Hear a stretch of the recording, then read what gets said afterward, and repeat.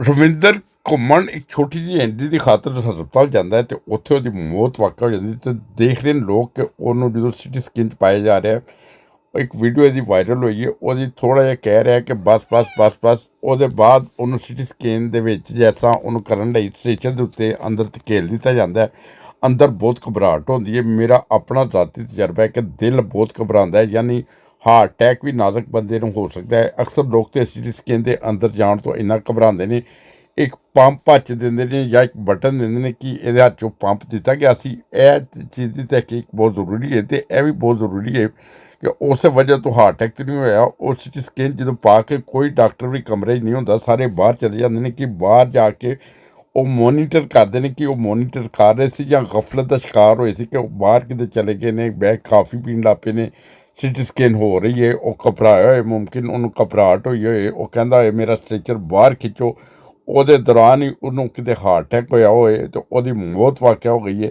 ਬਹਰਹਾਲ ਇਸ ਚੀਜ਼ ਦੀ ਤਹਿਕੀਕ ਬਹੁਤ ਜ਼ਰੂਰੀ ਹੈ, ਕਿਉਂਕਿ ਅਗਰ ਇਹਦੀ ਤਹਿਕੀਕ ਨਹੀਂ ਕਰੋਗੇ ਤਾਂ ਇਹ ਕਈ ਜਾਨਾਂ ਐਸਾ ਡਾਕਟਰਾਂ ਦੀਆਂ ਗਫਲਤ ਨਾਲ ਵੀ ਜਾਂਦੀਆਂ ਨੇ। ਯਾਨੀ ਉਹਨਾਂ ਦੀ ਪੂਰੀ ਡਿਊਟੀ ਹੁੰਦੀ ਹੈ ਕਿ ਹਰ ਪਲ ਉਹਦੀ ਕੇਅਰ ਕਰਨ ਕਿ ਉਹ ਬੰਦੇ ਦੇ ਘਬਰਾਹਟ ਤਾਂ ਨਹੀਂ ਹੋ ਰਹੀ।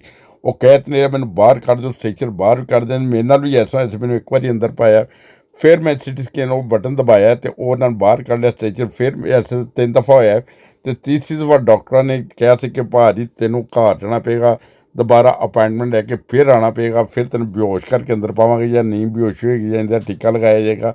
ਕਿ ਇਹਨੂੰ ਉਹ ਟੀਕਾ ਲਗਾਇਆ ਸੀ ਇਹਦੇ ਉੱਤੇ। ਇਹਨੂੰ ਜਦੋਂ ਘਬਰਾ ਰਿਹਾ ਸੀ, ਇਹਨੇ ਸ਼ਾਇਦ ਉਹ ਘਬਰਾਹਟ ਦੇ ਦੌਰਾਨ ਅੰਦਰ ਜ਼ਿਆਦਾ ਦੇਰ ਰਿਹਾ ਹੋਏ ਅਤੇ ਜਿਹਦੀ ਵਜ੍ਹਾ ਤੋਂ ਇਹਦੀ ਡੈਥ ਹੋ ਗਈ ਹੈ। ਇਸ ਚੀਜ਼ ਦੀ ਤਹਿਕੀਕ ਬੜੀ ਜ਼ਰੂਰੀ ਹੈ।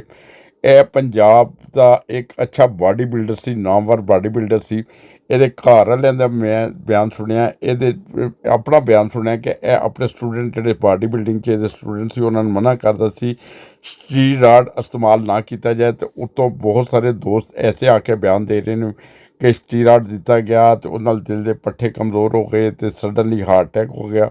ਇਸ ਵਾਕਈ ਤਹਿਕੀਕ ਕੀਤੀ ਜਾਏ, ਇਸ ਲਈ ਕਿ ਇਹਦੀ ਤਾਂ ਵਿਚਾਰੇ ਜਾਨ ਜ਼ਾਇਆ ਹੋ ਗਈ, ਇਹ ਤਾਂ ਵਾਪਸ ਨਹੀਂ ਆ ਸਕਦਾ। ਇਹਦੇ ਤਾਂ ਬੱਚੇ ਯਤੀਮ ਹੋ ਗਏ, ਇਹ ਨਾਲ ਤਾਂ ਹਾਦਸਾ ਪੇਸ਼ ਆ ਗਿਆ। ਆਇੰਦਾ ਕਿਸੇ ਨਾਲ ਇਹ ਹਾਦਸਾ ਪੇਸ਼ ਨਾ ਆਏ। ਡਾਕਟਰਾਂ ਦੀ ਅਗਰ ਗਫਲਤ ਹੈ ਤਾਂ ਉਹਦੀ ਤਹਿਕੀਕ ਕਰਕੇ ਉਹ ਡਾਕਟਰਾਂ ਨੂੰ ਕੈਫੇ ਕਿਰਦਾਰ 'ਤੇ ਪਹੁੰਚਾਇਆ ਜਾਏ, ਉਹਨਾਂ ਨੂੰ ਸਜ਼ਾ ਦਿੱਤੀ ਜਾਏ ਜਾਂ ਜੋ ਵੀ ਸੂਰਤ ਹਾਲ ਹੈ। ਇਹ ਚੱਲਦਾ ਹੋਇਆ ਸਿੱਧਾ ਜਾ ਰਿਹਾ ਹੈ, ਉਹ ਸਿਟੀ ਸਕੈਨ ਲਈ ਗਿਆ ਹੈ। ਉਹ ਇੱਕ ਮਾਮੂਲੀ ਸਿਟੀ ਸਕੈਨ ਸੀ, ਉਹ ਮਸਲ ਦਾ ਸਿਟੀ ਸਕੈਨ ਕਰਨਾ ਸੀ, ਮਗਰ ਉਹਦੀ ਘੁੰਮਣ ਦੀ ਜਾਨ ਚਲੀ ਗਈ ਹੈ। ਬਹੁਤ ਸਾਰੇ ਜੋ ਫਿਲਮ ਇੰਡਸਟਰੀ ਦੇ ਜਿਹੜੇ ਅਦਾਕਾਰ ਨੇ, ਜਿਸ ਤਰ੍ਹਾਂ ਸੁਲੇਮਾਨ ਖਾਨ ਨੇ ਵੀ ਇਹਦੀ ਤਾਜ਼ੀਅਤ ਕੀਤੀ, ਹੋਰ ਬੜੇ ਬੜੇ ਲੋਕਾਂ ਨੇ ਤਾਜ਼ੀਅਤ ਕੀਤੀ ਹੈ। ਕਿਉਂ ਤਾਜ਼ੀਅਤ ਕੀਤੀ ਹੈ ਕਿ ਇਹ ਇੱਕ ਨਾਮੀ ਗ੍ਰਾਮੀ ਪਹਿਲਵਾਨ ਸੀ, ਯਾਨੀ ਇੱਕ ਔਰ ਸਟੀਰਾਇਡ ਦਾ ਇਸਤੇਮਾਲ ਤਾਂ ਕਰਦਾ ਹੀ ਨਹੀਂ ਸੀ।